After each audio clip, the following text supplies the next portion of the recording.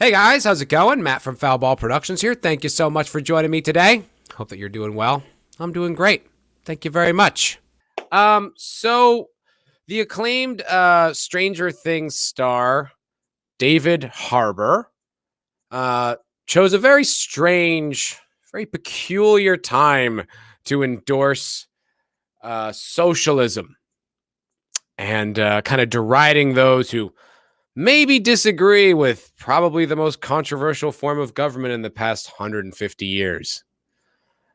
He's currently starring alongside Scarlett Johansson and what's that other chick's name? The hot one, Rachel Weisz.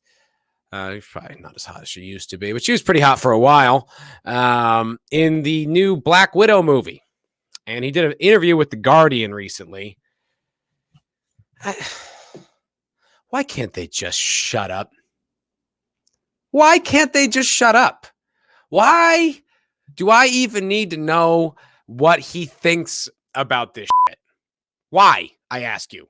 It's like Kurt Russell said it. It's like the less we know about an actor's politics or personal life, the better. Then the illusion has more strength. But now I'm going to be like, oh, that charming guy that I really liked as the father figure sheriff from Stranger Things, or as the kind of funny buddy in Extraction, which was actually pretty good, and he was pretty good in it. Now I'm like, oh, that's that dope. That's that phony Hollywood dope, David Harbour. Ah, great. Well, don't let me convince you he's an idiot. Let himself do it with his new comments that he just released. I guess he did an interview for The Guardian. And this genius, this economist, yeah, I'm sure he's got a lot to offer in that realm. He says, I'll pull up the article for you guys, just so you get to experience the whole thing. And I'm not making it up. No, I'm not making it up. Here we go. So it was not just the bulking up that he enjoyed about his character. He had to lose it all afterwards. Rats. He also has a degree of sympathy for the politics of the Red Guardian. A man so dedicated to the spread of communism that he has Karl Marx tattooed on his knuckles. How'd that work out for Russia in the end? Did communism serve them? Are the citizens of Russia yearning for the days of the USSR? Just curious. I don't know my history so much. I'm sure that you do. And then he goes on to say, I don't know that there's anyone who could disagree with socialist ideology. What? You don't know that there's anyone who could? Really? In the United States of America, this is a very confusing concept for you. I don't know if you know this, but we fought several proxy wars over that exact same concept over the 20th century. There's a whole thing called the Cold War. I'm sure you don't know about it. Just Google it, and you can see that there actually were some people who disagreed with socialist ideology. I know, as crazy as that is to say, David Harbour, there were some people. He goes on to say, if you work at Starbucks and you make the coffee, then you should own it. Who could argue with that logic? I build a business. I invest all the time and energy to get the loan. I risk my own personal capital. I investigate the local markets. I hire an employee whose qualification is they can make a cup of coffee and be polite about it. He should have as much ownership of the business as I do. That's just economics, my friend. And if you think otherwise, you're probably a fascist. You're the one making the coffee. But the fact that the implementation of these things has led to some of the deepest fascism in our society, so people assume that communism means fascism to a certain degree. That's a terrible thing. Yeah, it really is. It really is a terrible thing that almost every single time that form of government is implemented, it's followed by essentially fascism. It's almost like they're inextricably linked. Almost like if you try to force people to do certain things that are contrary to their nature, eventually you have to force them to do it. And eventually you're going to have to use the military to enforce these ideals. Are you fucking serious, dude? Are you this dumb? Like, the best thing I think you could be was just like, yeah, I think there's some great ideas in history. It's never really been implemented well, but I still believe in the ideals. The idea that you're standing as like incredulous that anyone could disagree. There's like 30 million Venezuelans who have a really strong argument against socialism right fucking now, man. Are you this dense? Listen, buddy, focus on Shakespeare.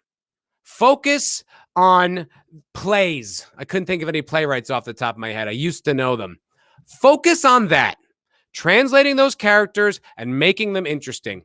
Beyond that, brother, you really seem to be limited in your ability to offer anything of value to any kind of conversation. Like, are you serious?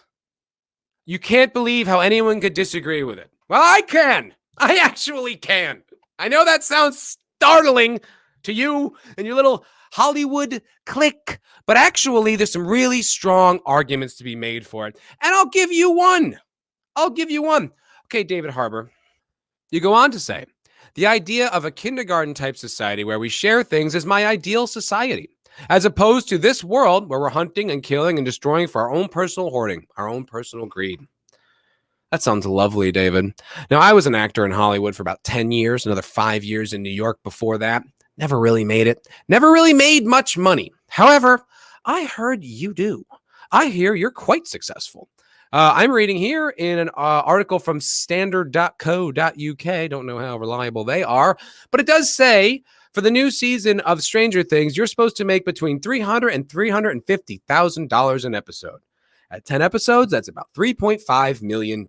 Well, Mr. Socialist, Mr. Kindergarten sharing man, how about I get some of that? Because each according to his need, right? You don't need all that money. You need one. One of those episodes should be fine. $350,000 a year is a pretty goddamn good salary. How about you divvy it up amongst the other actors who didn't get any work this year? How about you cut me a check for like $50K? That's reasonable. Just $50K because you believe in socialist sharing, right? And according to Karl Marx, it's each according to his needs. So I need it. I don't have health care. I don't have a new car. My car isn't running that well anymore. I could use the money. Now, I'm sure you're not just saying hollow platitudes to get a little applause breaks at your Hollywood cocktail parties, because that would make you a shallow, phony douchebag. So why don't you put your money where your mouth is and share some of this opulent wealth that you've managed to acquire from this Hollywood career you've put together?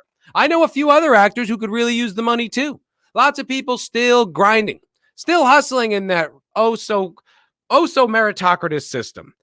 Does that sound unreasonable? Oh, should people not get the chance to just take your money because someone says so? Oh, well, maybe I just accidentally stumbled upon one reason why people don't agree with the ideology of socialism. I don't know. Maybe it's just food for thought. Let's explore these complex ideas. You pompous cunt. I don't even care that he thinks that. Who cares if he's got stupid ideas about the world? Whatever. It's always the arrogance. It's the arrogance. As someone who makes millions of dollars a year in the entertainment industry is being like, I can't understand how anyone would not agree with this. It's like, dude, I so totally can. If you're putting up all the capital and you're risking everything for a business, you should take the lion's share of the profit. That's just the nature of capitalism. That just seems fair to me. That just seems reasonable. If the government's going to step in and start saying how much you can make and where you can make it, and hey, listen, big Hollywood actor, how would you like a Hollywood stipend? Yeah. No, don't worry about the fact that your movie franchise made, $300, $500, $1 billion, each according to his need. You only need $60,000 a year to live. How much do you really need? Right? State's taking care of everything. Just take your $60,000. Look, maybe I'm wrong. Maybe you would actually do that. I fucking doubt it, though. I fucking doubt it.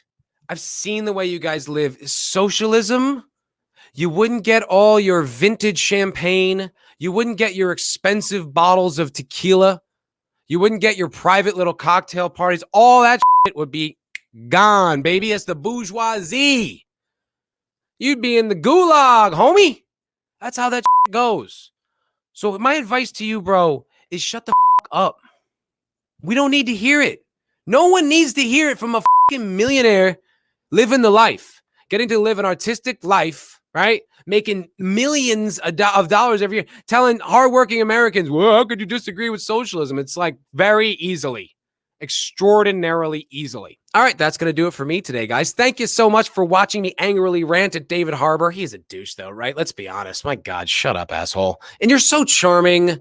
You're such a likable guy. You got to go and ruin it, asshole. Anyway, thank you so much for watching. My name's Matt from Foulball Productions. Please press like, subscribe, and share this video if you find it interesting enough to tell your friends about it. I understand, like, you don't want to have to do something to watch this video. I get it. But I need you to. I need you to help this channel grow. And I'd really like this channel to grow because I like doing this. And it's really fun. And unlike David Harbour, I am a capitalist. And I want to earn money doing my art. So that's going to do it. Thank you guys so much for watching. Check out all the other videos on the channel. They're really fun. Live streams, yada, yada. I'll let you guys go. Have a great day.